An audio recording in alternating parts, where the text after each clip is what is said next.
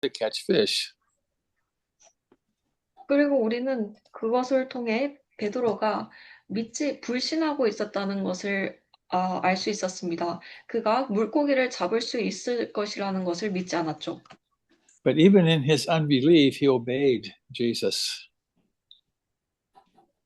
그러나 그 불신 속에서조차도 그가 예수님께 순종했습니다. And for me personally, this was a personal lesson that even when I struggle with believing, I can still obey him. 그리고 저에게 있어서 이것은 어떤 개인적인 가르침이 또한 되어 주었습니다. 내가 믿는 것을 어려워할 때도, 믿기 힘들 때도 여전히 순종할 수 있다. And we saw that when this great quantity of fish were caught and the boats were beginning to sink, then it hit Peter. 그리고 베드로가 이 많은 양의 물고기가 잡히는 것을 보고 그 물고기 때문에 배가 가라앉기 시작했을 때 그 깨달음이 그에게 옵니다. He was humbled by his unbelief.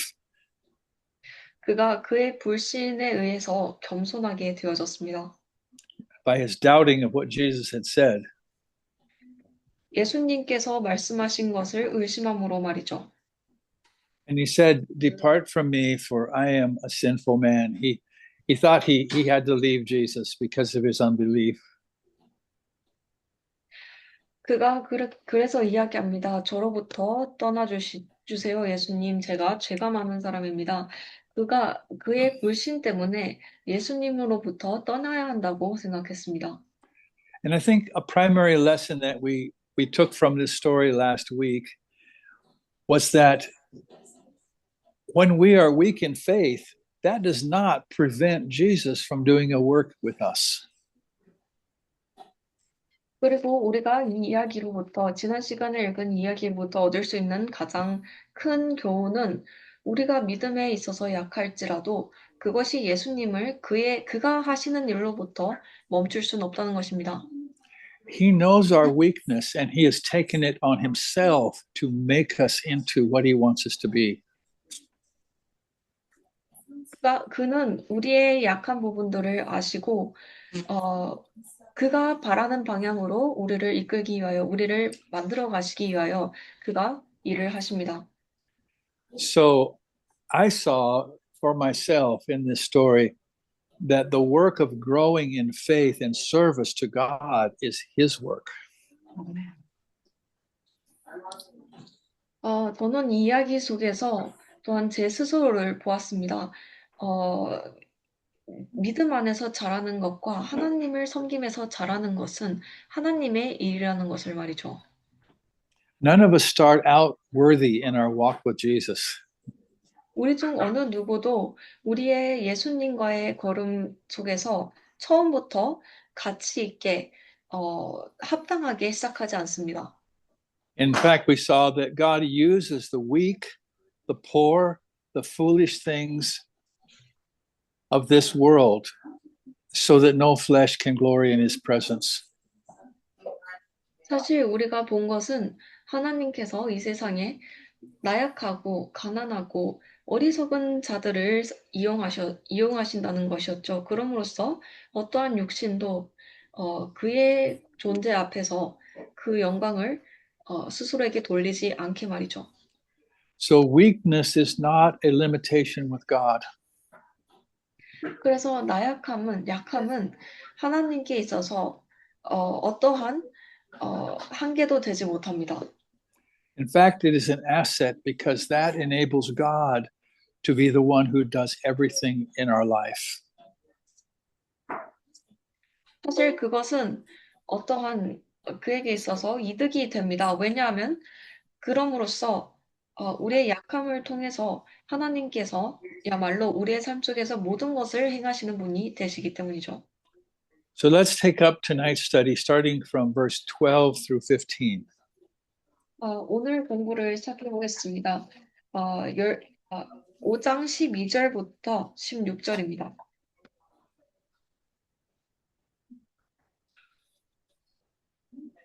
Chapter 5, 12 through 16.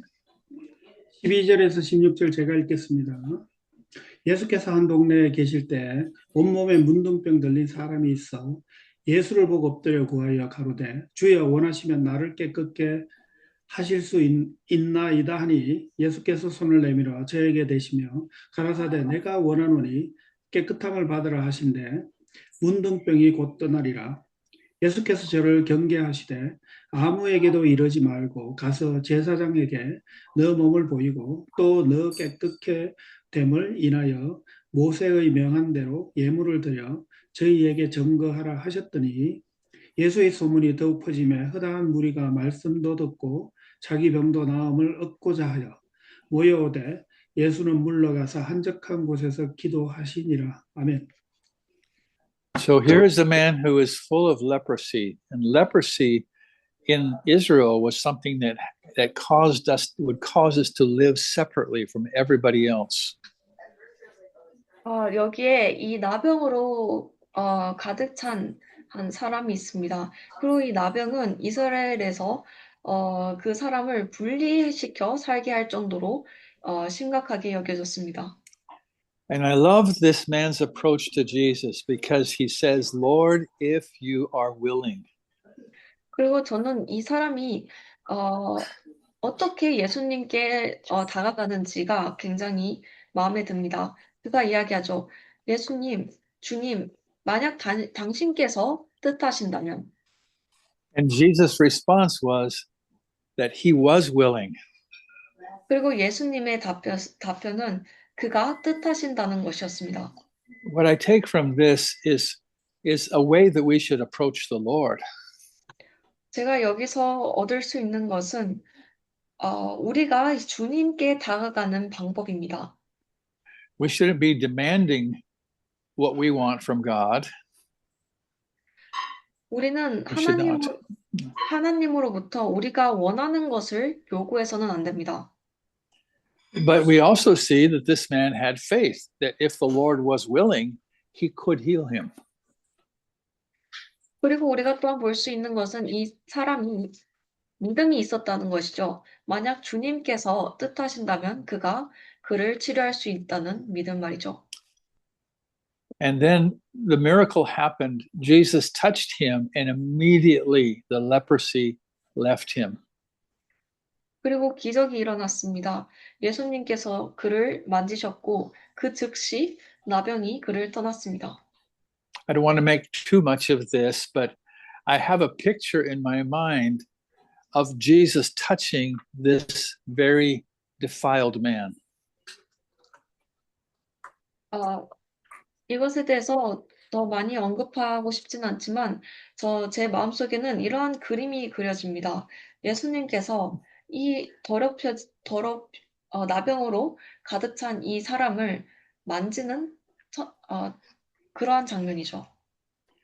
And we know that leprosy is in the Bible is a picture of sin.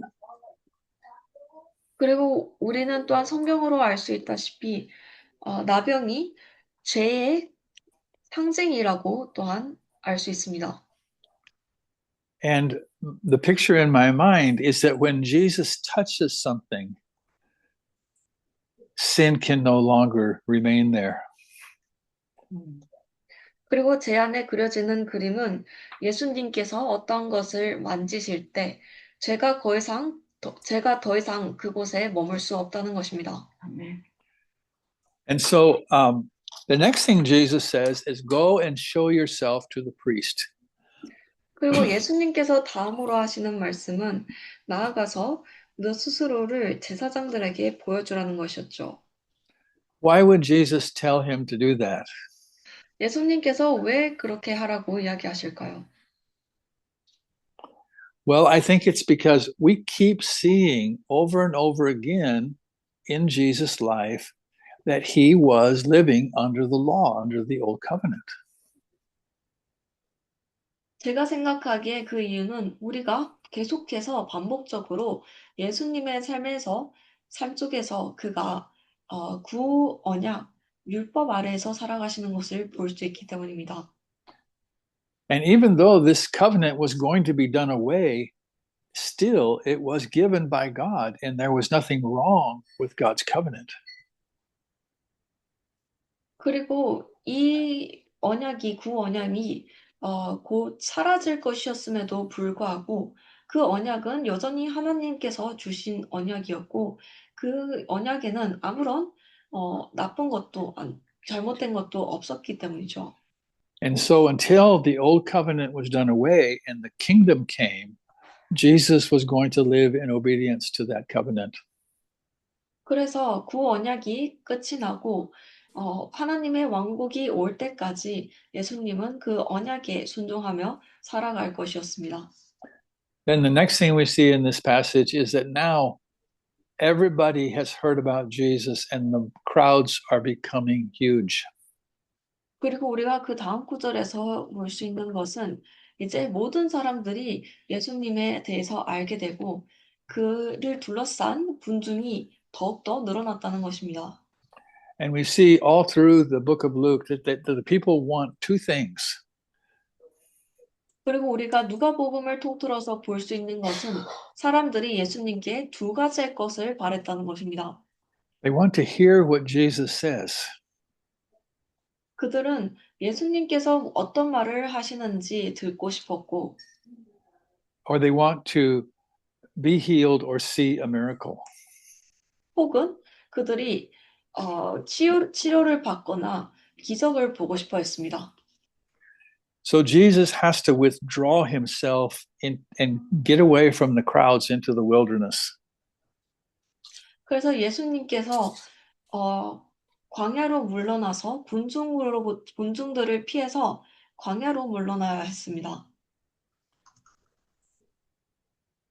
You know, I think it's so remarkable that even though Jesus is the Son of God, he still needs time to go and pray.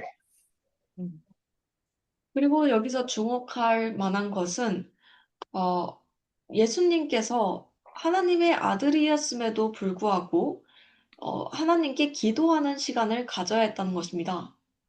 I think this is important because a lot of us think that Jesus didn't really need any outside help because he was the Son of God, that everything was automatic with him. 그리고 제가 이것을 중요하게 생각하는 이유는 많은 사람들이 예수님께서 어떠한 외부적인 예수님께서 어떠한 외부적인 도움이 필요하지 않았다고 생각하기 때문입니다.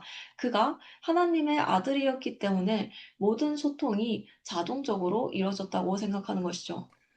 But over and over again, the scriptures tell us that Jesus was actually just like us. 그러나 성경이 거듭하고 또 거듭하며 말하는 것은 예수님께서 마치 꼭 우리와 같았다는 것입니다. That is, when he lived his life on the earth, he lived it as one of us. 그가 이 땅에서 삶을 사셨을 때 그는 우리 중 하나와 같이 사셨습니다. And so he needed to commune with the Father to know the Father's will for the next thing he was going to do.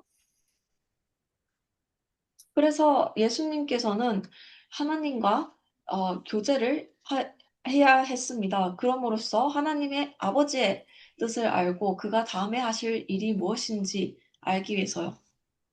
And for me, this is also a lesson that I cannot allow the busyness of my life, my work and the things I have to do, keep me from going and being alone in the presence of God. 그리고 이것이 저에게 또 다른 개인적인 가르침을 주었습니다. 내가 나의 삶의 바쁨이 내가 해야 할 일들이 하나님의 존재하심 안으로 혼자 들어가서 기도하는 것, 하나님과 교제하는 것을 막아서는 안 된다는 가르침 말이죠. I think one of the greatest errors of Christians today is that we think, okay, I have my salvation, I'm okay, I'll just do all the things I have to do in everyday life. 오늘날 우리가 그리스도인들이 가진 가장 큰 문제점은 이거라고 생각합니다. 내가 이렇게 생각하는 것이죠. 내가 이제 구원을 받았고 모든 것이 나에게 있어서는 이제 안전하고 이제 나아가서 내가 그냥 매일 하던 대로 내 삶을 살아가면 된다고 생각하는 것. This is a great danger. We must spend time alone in fellowship with God in prayer. 이것은 아주 위험합니다. 우리는 반드시 혼자서 하나님과의 교제를 나누는 시간, 기도하는 시간을 가져야 합니다. So if the Son of God needed to pray, how much more do you need to pray? 만약 하나님의 아들조차도 기도가 필요했다면 여러분들은 얼마나 더 많은 기도가 필요하겠습니까? Amen. 아멘. Do I get an amen? Okay. Amen. Amen. So let's go on now and read our next session from 17 to 26. 이제 나아가서 다음 구절들을 읽어보겠습니다. 17절부터 26절입니다. 17절에서 26절 송자매 좀 부탁합니다. 네, 누가복음 5장 17절. 하루는 가르치실 때에 갈릴리의 각 마을과 유다와 예루살렘에서 온 바리새인과 율법 교사들이 앉았는데 병을 고치는 주의 능력이 예수와 함께 하더라. 한 중풍병자를 사람들이 침상에 메고 와서 예수 앞에 들여놓고자 하였으나 무리 때문에 메고 들어갈 길을 얻지 못한지라. 지붕에 올라가 기와를 벗기고 병자를 침상째 무리 가운데로 예수 앞에 달아내리니 예수께서 그들의 믿음을 보시고 이르시되 이 사람아 네 제사함을 받았느니라 하시니. So here again, we see the two things that people came to Jesus for. He was teaching, and the power of God was present to heal. 여기서 다시 한번 사람들이 예수님을 찾아오는 두 가지 이유를 보게 됩니다. 그가 가르치고 있었고, 그리고 하나님의 치유하시는 권능을 보이고 있었습니다. And while he was there, we noticed that there were these Pharisees and teachers of the law who were sitting there in the house with Jesus. 그리고 그가 그곳에 계실 때 우리가 또한 그가 바리새인들과 율법 박사들이 그와 같이 앉아 있었던 것을 봅니다. Now we know that what was in their mind is this really the Messiah, or is he somebody we should get rid of? 그리고 우리가 그들이 무슨 생각을 할 수 있었는지 알 수 있는 바는 그들이 이 사람이 정말 메시아인가 아니면은 우리가 벌을 해야 하는 사람인가라고 생각하고 있었던 것이죠. So there are these men who are bringing their friend who is paralyzed to Jesus, hoping that Jesus would heal him. 그리고 여기에 그들의 친구를 데려오는 무리가 있습니다. 예수님께서 그 친구를 치유하기를 바라면서 말이죠. And they can't find a way into the house. So they go up on the roof and they tear apart the roof and let this man down into Jesus' presence. 그러나 그들이 들어갈 방도를 찾지 못하자 이 지붕 위에 올라가서 지붕 덮개를 통해서 예수님께 이 사람을 전달합니다. Now, the first thing that we see is that Jesus is impressed with their faith. 첫 번째로 우리가 볼 수 있는 것은 예수님께서 그들의 믿음에 감탄하셨다는 것입니다. It was an act of faith, not only for this man, but for his friends, to tear somebody's roof up, believing that Jesus would be able to heal their friend. 그것은 믿음의 행위였습니다.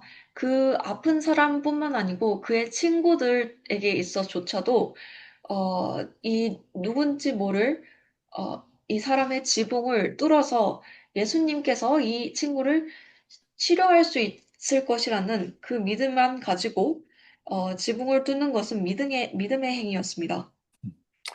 I see Brother Emmanuel has made it. It's in the middle of the night in Nigeria. Welcome, brother.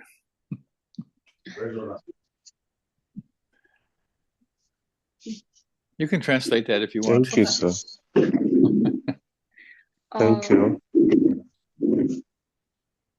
이마뉴엘 형제님이 나이지리아가 지금 한밤중임에도 불구하고 들어오신 거를 볼 수 있네요. Thank you. I really appreciate you. Amen. Thank you. So the first thing Jesus says is not be healed. He says, your sins be forgiven you. 예수님께서 그 다음 첫 번째로 이야기하시는 것은 너가 치유될 것이다가 아니고 너의 죄가 용서될 것이다 였습니다. 아멘. Now it's obvious Jesus knows that those priests and Pharisees, they are going to be upset when he says that. He knows that.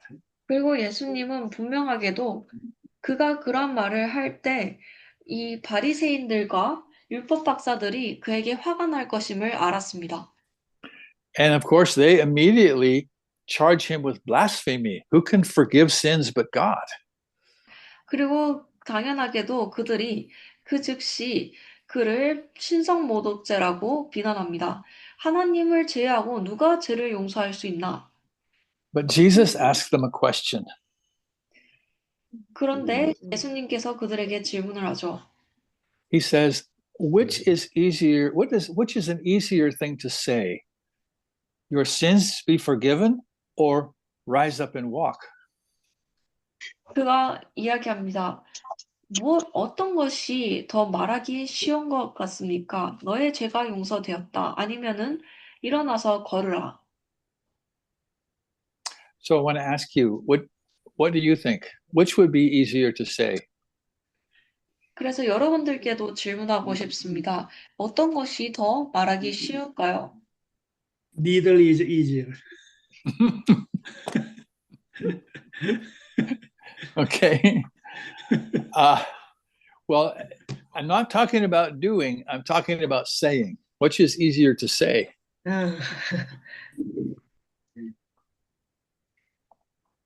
Anybody?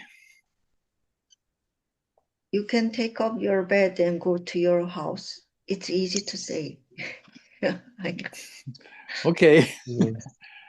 I'm going to Go to disagree your with bed. you. Okay. And go home. That is easier to say. What You is can easy? say, go, take up your bed and walk.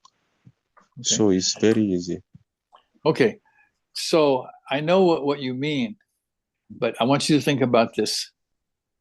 If I say, take up your bed and go to your house, and nothing happens, then what? 이것을 생각해 보시길 바랍니다. 만약 제가 여러분들께 일어나서 집으로 가라라고 했을 때 아무 일도 일어나지 않는다면 그 다음은 어떻게 될 것 같나요? You see, if I say, take up your bed and walk, there has to be something happen that people can see. 만약 제가 일어나서 걸으라라고 이야기한다면 그 이후에는 일어나야 할 일이 있습니다. 사람들이 볼 수 있는 기적이 일어나야 하는 것이죠. But if I say your sins are forgiven, nobody can see whether or not the sins are forgiven. 그러나 만약 제가 너의 죄가 용서되었다라고 말하면 그것에 대해서는 어떤 사람도 죄가 용서되었는지 안 되었는지 알 길이 없죠. 볼 수 없죠. But if Jesus can say, take up your bed and go to your house, and it happens, then it's very likely that he has the authority to say your sins are forgiven. 그러나 만약 예수님께서 일어나서 걸어서 집으로 가라라고 이야기했을 때 그것이 실제로 일어난다면 그렇다면 그는 또한 아주 높은 확률로 너의 죄가 용서되었다라고 말할 권능도 있을 것이었죠. You say, I could say this, your sins are forgiven. You know, they have these priests all the time who sit behind a curtain and they say, your sins are forgiven. 여러분들도 보시다시피 그런 겁니다. 제가 너의 죄가 용서되었다라고 말할 수 있습니다. 그리고 실제로도 커튼 뒤에서 항상 그렇게 이야기하는 사제들이 있죠. But nobody really knows whether somebody's sins are forgiven because somebody says that. There's no way to know that. 그러나 어떠한 사람도 정말로 그 사람이 너의 죄가 용서되었다고 이야기를 한다고 그 죄가 용서되었는지 알 수 없습니다. 어떠한 방식으로도 그건 알 수 없는 것이죠. So what Jesus is doing here is he is giving them evidence to know that he has the power to forgive sins. 그래서 예수님께서 여기서 하시고 계신 일은 그들에게 그가 죄를 용서할 권능이 있다는 그 증거를 보여주시고 계신 것입니다. Because then he says to the man, I say unto you, arise, take up your bed, and go to your house. And he does it. 왜냐하면 그 다음에 그가 이야기하시길 내가 너에게 말하노니 일어나서 너의 친구를 가지고 집으로 가라라고 이야기하시기 때문이죠. 그리고 그 일이 그 즉시 일어나기도 합니다. So Jesus is beginning in this chapter to give us something that we're going to see at the end. It has to do with new wine. It has to do with a new kingdom. And Jesus is beginning to introduce this by everything he says and does. 그래서 여기서 예수님께서는 우리가 이 누가복음의 끝자락에서 보게 될 그 이야기를 점점 시작하고 계십니다. 그 이야기는 새로운 와인 그리고 새로운 왕국인 것이죠. 그리고 그가 하시는 모든 말씀과 행동을 통하여 그 이야기의 시작을 열고 계십니다. So let's go on now to verses 27 and 28. 27절, 28절로 가보겠습니다.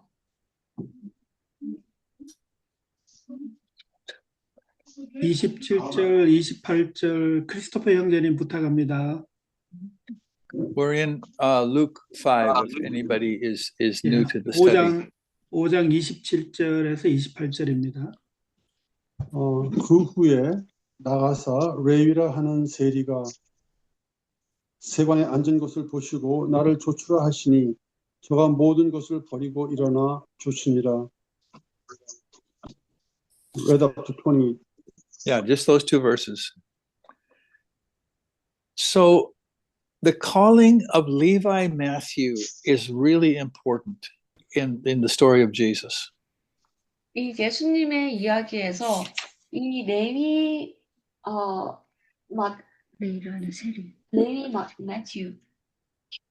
레위 마테라고 하는 사람을 부르시는 이 이야기는 아주 중요합니다. First, because he was a tax collector. He was wealthy and he was hated by the Jews. 첫 번째로는 그가 세리였기 때문입니다. 그가 부유했고 그리고 유대인들에게 아주 미움받았습니다. If you were going to be starting a kingdom of God, you wouldn't want a Jewish tax collector among your disciples. You would not want that. 만약 여러분들께서 하나님의 왕국을 시작할 것이었다면 여러분들은 유대인들의 세금을 걷는 사람을 제자로 선택하는 것을 원하지 않았을 것입니다. The Jewish religious Did you finish? Okay. The Jewish religious leaders considered tax collectors among the most evil people in Israel. 유대 지도자들은 이 세리들을 이스라엘 사람들 가운데서 가장 악한 사람들로 여겼습니다. Tax collectors were working for Rome, taking money from God's people. for the sake of Rome, which was a heathen nation. 세리들은 로마를 위해서 일했기 때문이죠. 그리고 그들은 세리들이 이 이단인 로마 정부를 위하여 하나님의 사람들인 이스라엘 사람들의 돈을 걷어간다고 생각했습니다. So this is an example of Jesus choosing people who were despised to be his followers. 그리고 이것은 예수님께서 정말 경멸받는 사람들을 그를 따르는 자로 선택하시는 것의 예시입니다. Another reason why Levi's call was important was because Jesus was going to use him to write the Gospel of Matthew. 그리고 레위를 부르심이 중요한 또 다른 이유는 예수님께서 그를 통하여 마태복음을 쓰실 것이었기 때문이죠. He would be an eyewitness to everything Jesus did and said. 그가 예수님께서 말씀하신 모든 것들과 하신 모든 것들을 직접 보는 증인이 될 것이었습니다. Jesus only spoke 2 words to Levi. 예수님께서는 레위에게 2마디만 하셨습니다. Now, I don't know is it more than 2 words in Korean? Follow me.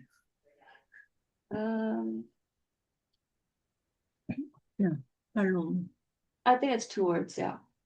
Okay. So Jesus only spoke 2 words to Levi. 예수님께서는 레위에게 딱 2마디만 하십니다. But Levi had to process in his mind what it would mean if he did what Jesus said.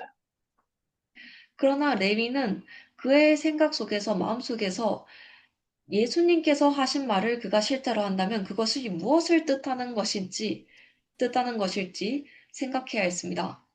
He understood he could no longer be a tax collector if he was going to follow Jesus. 그가 예수님을 따를 것이라면 더 이상 세리가 될 수 없다는 것을 이해했습니다. He understood it would mean leaving behind his job, his position, his wealth, maybe even his family. 그는 그것이 그의 직업, 그의 위치, 그의 부, 혹은 심지어 그의 가족들까지 남겨두고 가는 길일 것이라는 것을 이해했습니다. Now, I think it's really important that we think about this, each one of us individually. 저는 우리가 각각 개인적으로 이것에 대해서 생각해 보는 것이 아주 중요하다고 생각합니다. Because Jesus has called each of us to follow him. 왜냐하면 예수님께서는 우리 개개인을 그를 따르도록 부르셨기 때문입니다. And the cost of following him is not different for us than it was for Levi. 그리고 그를 따르는 그 값은 그 비용은 우리에게 있어서도 그리고 레위에게 있어서도 그렇게 다르지 않습니다. When we start to follow Jesus, we cannot go on with our own life. 우리가 예수님을 따르기 시작할 때 우리는 더 이상 우리 스스로만의 삶에서 지속할 수 없습니다. We must take up the life that he has called us to. 우리는 반드시 그가 우리를 부르신 삶 속으로 들어가야 합니다. And that can mean very big changes. 그리고 그것은 아주 큰 변화들을 의미할 수 있습니다. So Levi was sitting there thinking, wow, if I do this, everything is going to change. 그래서 여기 레위가 생각하고 있습니다. 와, 내가 이렇게 하면은 모든 것이 바뀔 거야. And that's why the Bible says that the first thing he did was he left all. 그리고 그 이유가 성경이 그렇기 때문에 성경이 그가 한 가장 첫 번째가 그가 모든 것을 떠났다, 버렸다라고 이야기하는 이유입니다. That was before he rose up and followed Jesus. 그 이야기가 그가 일어나서 예수님을 따라가기 전에 일어납니다. So we see that before we follow Jesus, there has to be a leaving that takes place in our heart. 우리가 볼 수 있는 것은 우리가 예수님을 따르기 이전에 모든 것을 버려두는 그 버려두는 과정이 필요하다는 것입니다. So when we leave all, we give up the ownership of everything in our life. It's no longer ours. 우리가 모든 것을 버릴 때 우리는 우리 삶에 있는 모든 것에 대한 소유권을 버리는 것입니다. 그것들이 더 이상 나의 것이 아닌 것이죠. And when we do this, we are free to follow Jesus. 그리고 우리가 이렇게 할 때 우리는 예수님을 따름에 있어서 자유롭게 됩니다. And until we do this, we are not free to follow Jesus. There are going to be things holding us back. 그러나 우리가 이렇게 하기 전까진 우리는 예수님을 따르는 것에 있어서 자유롭지 못할 것입니다. 우리를 붙잡는 것들이 있을 것이기 때문이죠.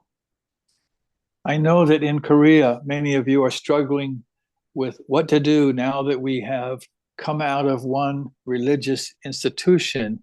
What shall we do?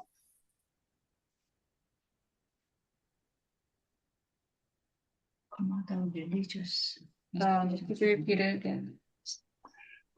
I know that some of you in Korea and Africa and India and China are wondering, now that we've come out of this religious institution that we were in, what do we do now? 저는 이 여러분 중 몇몇 분들은 이런 종교적인 기관에서 내가 이제 나왔는데 이제 무엇을 해야 하나 고민하시는 것을 압니다. Many of us have a lot of questions about what we do now. 우리 중 많은 사람들이 이러한 질문을 가집니다. 우리가 이제 무엇을 해야 하나? But I am assured, based upon God's word, that if we have left behind everything that is hindering us, God will most certainly direct us into his will. 그러나 저는 하나님의 말씀에 근거하여 여러분들께 확신 드릴 수 있습니다. 우리가 우리를 붙잡아 두는 모든 것들을 남겨두고 떠나왔을 때 하나님께서는 반드시 여러분들을 그의 뜻으로, 그의 뜻 한가운데로 이끄실 것입니다. I had a young brother who came to me one time and he asked me, he says, I just wish I knew what the will of God was. If I knew the will of God, then I would know what to do. 한 번은 한 어린 형제가 저에게 와서 이야기했습니다. 저는 정말로 제가 하나님의 뜻이 무엇인지 알 수 있었으면 좋겠어요. 제가 하나님의 뜻이 무엇인지 알 수 있었다면 제가 무엇을 해야 할지 알 수 있었을 테니까요. I think all of us may have felt like that at times. 제가 생각하기에는 우리 모두가 한때에 그러한 생각을 했을 것 같습니다. I mean, what is the will of God for me right now? Do I know what that is? 현재 하나님의 나를 위한 뜻이 무엇인가? 우리가 정말 하나님의 뜻이 무엇인지 알고 있나? So I think this is an important point. Who wants you to know God's will more? Is it God or is it you? 그래서 저는 이것이 중요한 이야기라고 생각합니다. 누가 더 하나님의 뜻을 알기를 바랄까요? 여러분들이 하나님의 뜻을 알기를 누가 더 바랄까요? 그것이 하나님일까요? 여러분들일까요? Brother Chung Young Pak, what do you think? Who wants to know the will of God more? You or God? Who wants you to know the will of God more? 박상현 현장이 어떻게 생각하시나요? 하나님의 뜻을 여러분들이 알기를 바라시는 것이 하나님일까요? 아니면 여러분들이 더 그럴까요? 저희도 알길 원하지만 하나님이 더 알길 원하실 것 같습니다. Amen. We would of course would want to know God's will, but God be more wanting that we know His will. Exactly. Amen. So if I don't know the will of God, it's not God's fault. 바로 그겁니다. 그래서 만약 내가 하나님의 뜻을 모른다면 그것은 하나님의 잘못이 아닙니다.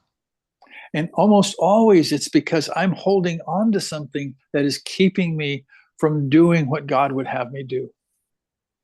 그리고 그것은 거의 언제나 내가 하나님의 일을 하나님께서 내가 하기를 바라시는 일로부터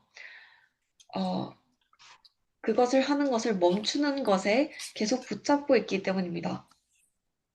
So let's go on to verses 29 to 32. 이제 29절부터 32절로 가보겠습니다. 박상혁 형제님 29절에서 32절까지 부탁합니다. 29절 읽겠습니다. 레이가 예수를 위하여 자기 집에서 큰 잔치를 하니 세리와 다른 사람이 많이 함께 앉았는지라. 바리새인과 저희 서기관들이 그 제자들을 비방하여 가로되 너희가 어찌하여 세리와 죄인과 함께 먹고 마시느냐. 예수께서 대답하여 가라사대 건강한 자에게는 의원이 쓸데없고 병든 자에게야 쓸데있나니 내가 의인을 부르러 온 것이 아니요 죄인을 불러 회개시키러 왔노라. 아멘. So we see Levi putting on a great feast for Jesus in his house. 여기서 레위가 예수님을 위하여 그의 집에서 아주 큰 잔치를 여는 것을 봅니다. Now, who is at that feast?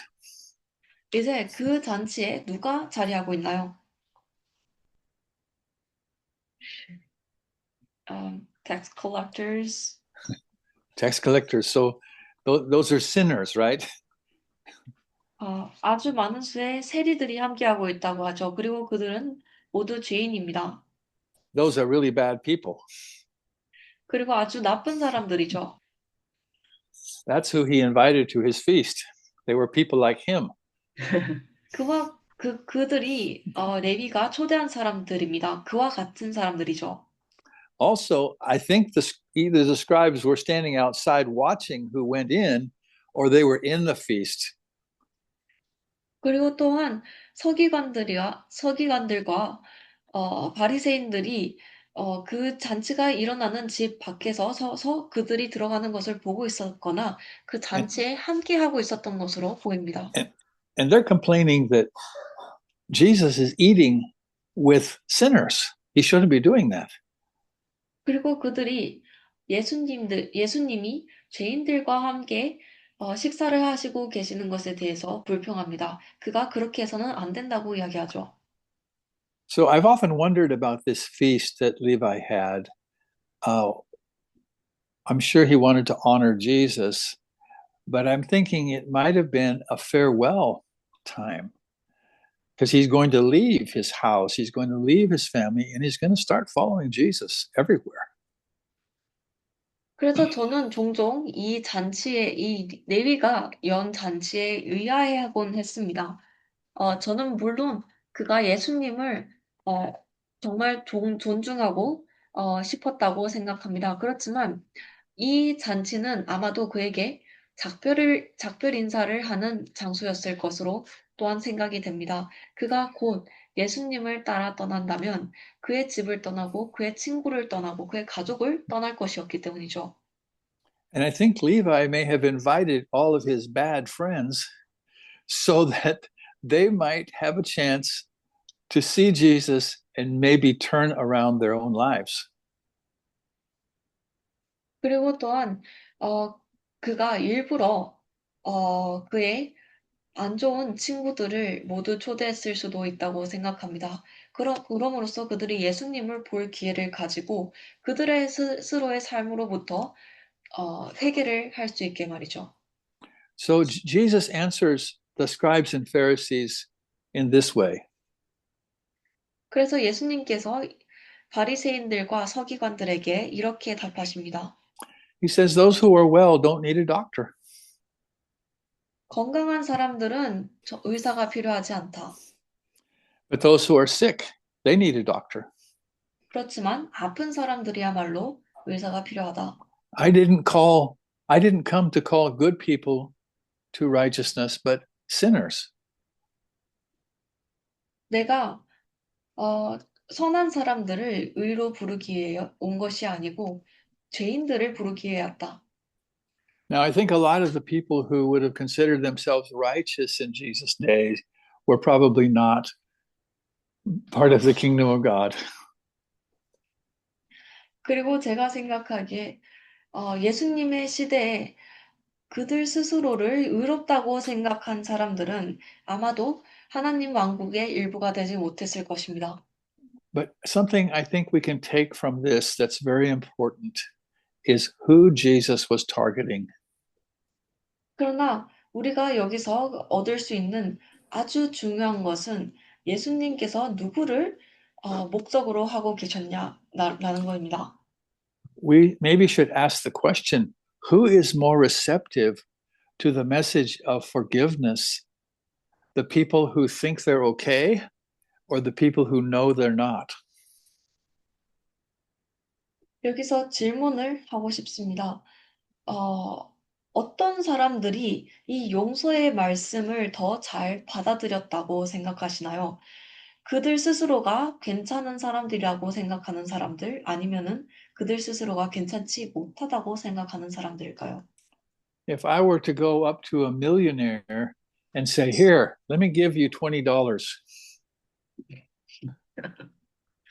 만약 제가 백만장자에게 가서 여기 제가 2만 원을 드리겠어요 라고 이야기한다면 What would he say? 그가 무슨 이야기를 할까요? I think he would say, I don't need your $20. Go away. 아마 그 백만장자는 내가 당신 2만 원은 필요 없습니다. 그냥 가세요라고 이야기할 것입니다.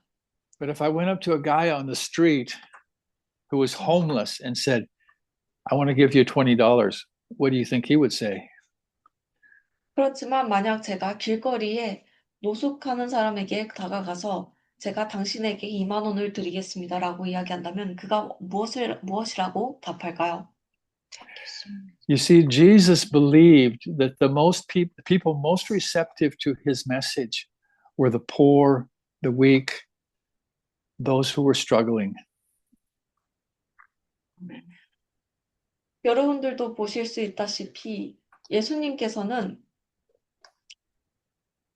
그의 말씀을 가장 잘 받아들일 사람들은 가난하고 약하고 어려움을 겪고 있는 사람들이라고 생각하셨던 것이죠. We know this because those are the people he spent time with.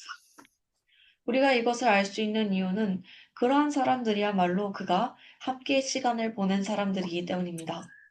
So let's finish by reading verses 33 through 35. 33절부터 35절을 읽고 마치겠습니다. Oh, I'm sorry, that's not the end, but we'll read those. 죄송합니다. 그게 끝은 아니지만 33절부터 35절까지 읽어보겠습니다. 33절에서 35절 고영전 좀 부탁합니다. 고진철 형제님.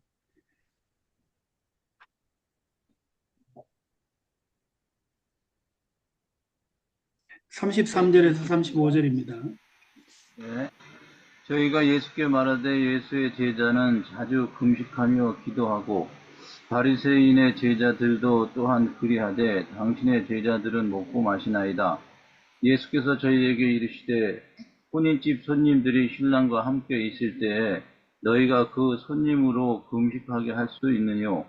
그러나 그 날에 이르러 저희가 신랑을 빼앗기리니 그 날에는 금식할 것이니라. And here we begin to see the difference between religion and the kingdom of God. 여기서 우리가 종교와 하나님의 왕국의 차이를 보기 시작합니다. Fasting and praying, making prayers, were things that the religious Jews did openly. They wanted people to know when they were fasting and when they were praying. 금식을 하고 기도를 하는 것은 유대교 사람들이 공공장소에서 하는 것이었습니다. 그들이 금식을 하고 있고 기도를 하고 있다는 것을 알기를 바랬죠. Would anybody have known that Jesus fasted for 40 days unless the Bible tells us? 예수님이 40일 동안 금식을 하셨다는 것을 성경이 말해주지 않았다면 어느 누가 알 수 있었을까요? 어느 누구라도 알 수 있었을까요? Would anybody know that Jesus spent the night in prayer when he was alone? 예수님께서 그가 혼자 계실 때 밤을 새워 기도를 하셨다는 것을 어느 누가 알 수 있었을까요? So there's two simple things I see in this passage. One is that religion is to show people that we are religious. 그래서 여기서 제가 알 수 있는 것이 두 가지가 있습니다. 첫 번째로는 종교는 사람들에게 내가 종교적이다라는 것을 보여주기 위함입니다. We know later on in the Gospels, the Pharisees were saying, I fast twice a week, I do this, I do that, as a sign that they were right in the sight of God. 우리가 나중에 이 복음서에서 볼 수 있는 것은 바리새인들이 이렇게 이야기하는 것이죠. 내가 일주일에 2번 기도도 하고 금식도 했고, 그리고 이러한 행동도 했고, 저러한 행동도 있고, 그럼으로써 그들이 하나님의 시야 안에서 의롭다는 것을 증명하려 합니다. But the life of the believer with Christ is a hidden life. It's something that nobody knows about except myself and God. 그러나 그리스도와 함께하는 믿는 자의 삶은 숨겨져 있는 삶입니다. 나와 하나님을 제외하고는 어떠한 누구도 내가 그렇게 하고 있다는 것을 알지 못하는 삶이죠. 아멘. The other point is that Jesus' disciples didn't need to fast. 그리고 또 다른 요점은 예수님의 제자들이 금식을 할 필요가 없었다는 것입니다. They were with Jesus. How close to God can you get? 그들이 이 예수님 그 본인과 계셨는데 그것보다 얼마나 더 하나님과 가까워질 수 있을 것 같나요? 그 He said 장본인과 after 계셨는데. he said after the bridegroom goes, they will fast, and they did. 그가 이야기하십니다. 신랑이 떠난 이후에 그리고 나서 금식을 할 것이다. 그리고 그들이 실제로 그렇게 했죠. So, brother Wuho Lee, if Jesus was sitting in the room with you right now, talking to you, would you say, Jesus, excuse me, I have to go and pray? 그래서 it's actually one whole, but Oh, Wuho Lee? yeah. 이원호 형제님께 묻고 싶습니다. 만약 예수님께서 형제님과 같은 방에 함께 계시는데 형제님께서 예수님 제가 지금 기도를 하러 가야 됩니다라고 말하면서 떠나실 건가요? I'm sorry, I'm still understanding Korean. Okay, if Jesus was sitting in the room with you right now, talking to you, would you tell him, excuse me, I have to go pray? No. No. Thank you. Because Jesus is there. You are with him. You don't have to go somewhere to pray. 예수님이 그 자리에 여러분과 함께 계신다면 여러분들이 그와 지금 당장 함께 있기 때문에 다른 데를 가서 기도를 할 필요가 없는 것이죠. So let's read 36 to 39 now. 이제 36절부터 39절까지 읽겠습니다. 36에서 39절 제가 읽겠습니다. 또 미유하여 이르시되 새 옷에서 한 조각을 찢어 낡은 옷에 붙이는 자가 없나니 만일 그렇게 하면 새 옷을 찢을 뿐이요 또 새 옷에서 찢은 조각이 낡은 것에 합하지 아니하리라. 새 포도주를 낡은 가죽 부대에 넣는 자가 없나니 만일 그렇게 하면 새 포도주가 부대를 터뜨려 포도주가 쏟아지고 부대도 버리게 되니라. 새 포도주는 새 부대에 넣어야 할 것이니라. 묵은 포도주를 마시고 새 것을 원하는 자가 없나니 이는 묵은 것이 좋다 함이리라. 아멘. Now, I think this passage is one of the most important passages in the book of Luke. 저는 이 구절들이 누가복음에서 가장 중요한 구절 중 하나라고 생각합니다. And we are out of time for this week. 그런데 이미 이번 주 공부 시간이 끝나버렸네요. So I'm just going to make a quick summary and then we'll go into it more next week. 그래서 제가 짧은 빠른 요약을 한번 이야기를 하고 좀 더 깊게는 다음 주에 들어가도록 하겠습니다. But then you're not here next week. Are you? No. Well, Oh, you are. 다음 주. Sorry, I got. oh, wait, that's right. I am not I- here. No, I think I have one more week. Yes. Okay, I got confused. Sorry. Okay. So Jesus is simply saying this. 예수님께서는 간단하게 이렇게 이야기하고 계신 것입니다. Let's say you have a shirt or some piece of clothing and it has a hole in it. 예를 들어서 여러분들이 아주 낡은 오래된 셔츠가 하나 있다고 합시다. 그리고 그 셔츠에 구멍이 나 있습니다. And now you also have a new shirt that doesn't have a hole in it. 그리고 이제 여러분들이 구멍이 안 난 새 셔츠도 있습니다. So do you take the new shirt and cut a piece of cloth out of the new shirt and sew it onto the old shirt? Is that what you do? 그렇다면 여러분들이 이 새 셔츠에서 천을 잘라내서 그 잘라낸 천을 헌 셔츠에 있는 구멍을 메우기 위하여 그 헌 셔츠에 제공을 하나요? Is that what you do? No. So what do you do with the old shirt? 헌 셔츠로는 무엇을 하나요? Throw it. Cleaning cloth. Use the cleaning cloth. If it's not useful anymore, then I use it for cleaning or for for a rag. 만약 그것이 헌 셔츠가 더 이상 쓸모가 없다면 그것을 걸레로 쓰거나 할 수 있죠. And I don't spoil the new shirt by cutting a piece out of it. 그리고 내가 새 셔츠를 망치지 않을 것입니다. Because then I have spoiled both shirts. 왜냐하면 새 셔츠에서 천을 잘라내면 두 셔츠 모두 망치는 것이 되기 때문이죠.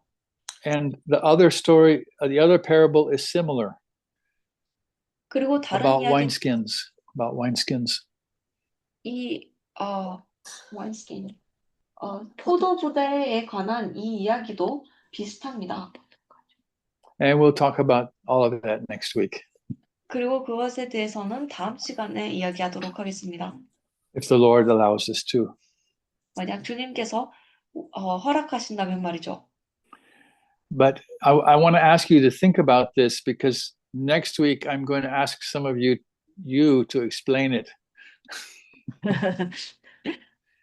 그렇지만 저는 여러분들이 이것에 대해서 생각해 보시기를 바랍니다. 왜냐하면 다음 시간에 제가 여러분 중 한 분이 이 내용을 설명해 주시기를 물을 겁니다. So why did Jesus tell those two stories? 왜 예수님께서 이 두 이야기를 하셨을까? Let's pray. 기도하겠습니다. Father, we thank you for your word. We thank you that Jesus is alive and that he wants us to follow him. Lord, we desire to follow you. And God, I pray that each one of us in this Bible study would put aside everything that would hinder us from following you, Lord. That we would hold on to nothing of our own life in order that we might receive your life and live your life and allow you to live your life through us. Lord, I pray that all the things that we've looked at tonight in your word would take root in my heart and in the hearts of each one of us. That together we would be useful to you to grow your kingdom and that you would be glorified. We pray in Jesus' name. Amen.